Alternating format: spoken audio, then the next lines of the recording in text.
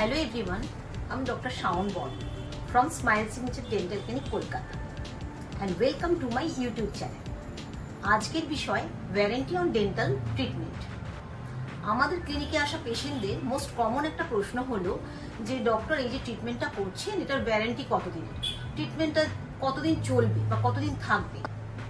কেউ বলেন 5 ইয়ার্স, কেউ 7 ইয়ার্স বলেন, কেউ বলেন 15 বা 20 ইয়ার্স, আবার কেউ বলেন যে নো ওয়ারেন্টি, বা কেউ বলে লাইফ লং চলবে। What does this warranty actually mean in dentistry? যখন আমরা কোনো ট্রিটমেন্ট করছি কোনো পেশেন্টকে, সেক্ষেত্রে ট্রিটমেন্টের কয়েকটা পার্ট রয়েছে। নাম্বার 1 হচ্ছে ট্রিটমেন্ট পদ্ধতি। নাম্বার 2 আর্টিফিশিয়াল মেটেরিয়াল যেগুলো ইউজ করা হচ্ছে, যেমন ধরুন ডেন্টাল ক্রাউন বা ক্যাপ, ইমপ্ল্যান্টস এসব। নাম্বার 3 হচ্ছে স্ট্রাকচার অফ দ্য ট্রিটমেন্ট। এক্ষেত্রে ডেন্টাল ল্যাব ওয়ারেন্টি দেয় যে মেটেরিয়াল দিয়ে ক্রাউন বা ক্যাপ বানানো হচ্ছে তার উপরে, যেমন 5, 10, 15 এরকম। ইমপ্ল্যান্ট কোম্পানিগুলো ওয়ারেন্টি দেয় কোন কোম্পানির ইমপ্ল্যান্ট ইউজ করা হচ্ছে তার উপরে। যখন আমরা কোনো পেশেন্টের মুখে ইমপ্ল্যান্টটা বসাচ্ছি, তখন সেই ট্রিটমেন্টের মেজর পার্টই হলো ইমপ্ল্যান্ট আর ক্রাউন, এগুলো মেজর পার্ট। এটার উপরে মেন কস্টটা ডিপেন্ড করছে। এগুলো ভিন্ন ভিন্ন কোম্পানির হয় এবং ভিন্ন ভিন্ন কোম্পানির প্রোডাক্টের ওপরে তারা তাদের ওয়ারেন্টি দিয়ে থাকে। ডক্টরও কি করে, পেশেন্টকে সেই ওয়ারেন্টিটাই দিয়ে থাকে। কিন্তু এক্ষেত্রে যে ট্রিটমেন্টটা করা হচ্ছে তার উপরে কিন্তু কোনো গ্যারেন্টি দেওয়া হচ্ছে না। এবার একটা এক্সাম্পল দিলে আপনারা ব্যাপারটা ভালো করে বুঝবেন। ধরা যাক কোনো পেশেন্টের মুখে একটা ইমপ্ল্যান্ট বসানো হলো, তার উপরে ক্রাউন বা ক্যাপও লাগানো হলো, ট্রিটমেন্টটা কমপ্লিট করে দেওয়া হলো, পেশেন্ট চলে গেল বাড়ি। কয়েক বছর পরে দেখা গেল যে ইমপ্ল্যান্ট এবং ক্রাউন দুটোই ফেলিওর হয়েছে।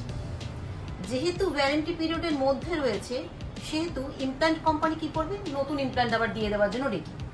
কিন্তু পেশেন্টের মুখে বোনটাই যদি ধীরে ধীরে ডিজলভ হয়ে যায়, মানে একটা বনের সকেটের মধ্যে তো ইমপ্ল্যান্টটা বসানো হয়, সেই বোনটাই যদি আস্তে আস্তে ডিজলভ হয়ে যায়, নষ্ট হয়ে যায়, বোনটাই যদি না থাকে, তাহলে নতুন ইমপ্ল্যান্ট দিলেও সেটা বসানো যাবে না।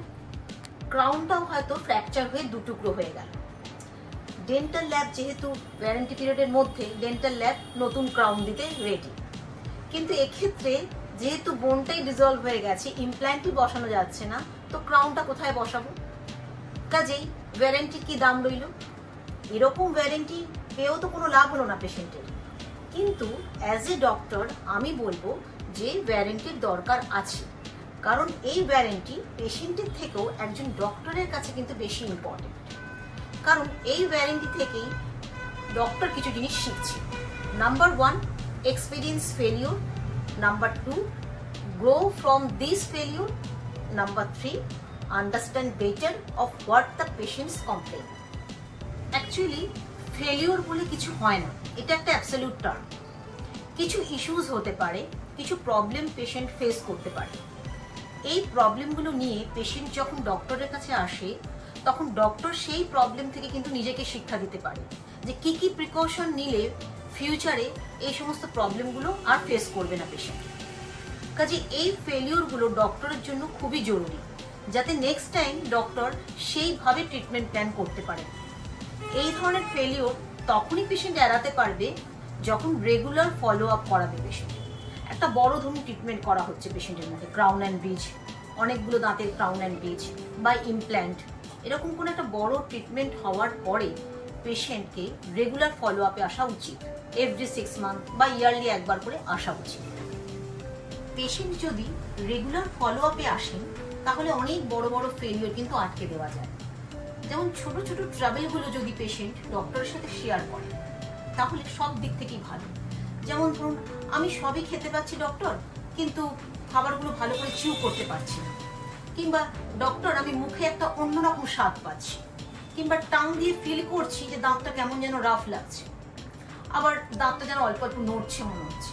এই যে ছোট বা বড় যে কোনো ইস্যুস যদি ডক্টরের সাথে প্রথম থেকেই পেশেন্ট শেয়ার করে, তাহলে অনেক বড় বড় ফেলিওর কিন্তু আটকানো যায়।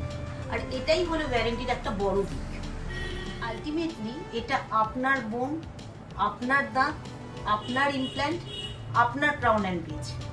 অ্যাজ এ ডেন্টিস্ট আমরা সবসময় চাইব যে ট্রিটমেন্টটি আমরা আপনার তাতে করি না কেন, অ্যাজ লং অ্যাজ পসিবল যেন ঠিক থাকে।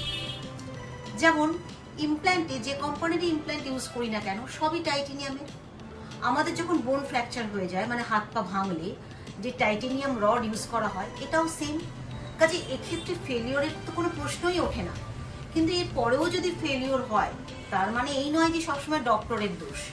এক্ষেত্রে অনেকগুলো ফ্যাক্টর কাজ করে। তার মধ্যে একটা বিশেষ ইম্পর্টেন্ট ফ্যাক্টর হলো বাইট বা অক্লুশন। পেশেন্টের অক্লুশন যদি ঠিকঠাক মেনটেন হয়, তাহলে কখনোই ফেলিওর হওয়া সম্ভব নয়। আর তার জন্যই পেশেন্টকে মাঝে মাঝে ফলো আপে আসা উচিত। 10-15 মিনিট লাগবে একবার বাইট চেক করার জন্য, অক্লুশন মেনটেন হচ্ছে কিনা সেটা দেখার জন্য। কারণ বাইটটা আমাদের টাইম টু টাইম চেঞ্জ হতে থাকে। আমাদের জয়েন্টগুলো রিমডেলিং হয়, মাসল রিঅ্যালাইন্ড হয়, জ পজিশন চেঞ্জ হতে থাকে। সেক্ষেত্রে পেশেন্টের বাইটকে নতুন করে রিঅ্যালাইন্ড করতে হয়। এটা ঠিক মতন মেনটেন করতে পারলে ফেলিওরের চান্স অনেক অনেক কমে যায়। কাজে এই ওয়ারেন্টি একজন পেশেন্টের থেকেও একজন ডক্টরের কাছে বেশি জরুরি, যাতে ডক্টর আরো ভালো করে প্র্যাকটিস করতে পারে আর পেশেন্টকে আরো ভালোভাবে সার্ভ করতে পারে। তার জন্য এই ওয়ারেন্টিটা পেশেন্টের থেকেও একজন ডক্টরের কাছে বেশি দরকারি। Thank you. ভিডিওটি ভালো লেগে থাকলে please like, share and subscribe করতে ভুলবেন না। দেখা হবে পরের ভিডিওতে নতুন একটা টপিকস নিয়ে আলোচনা। নমস্কার।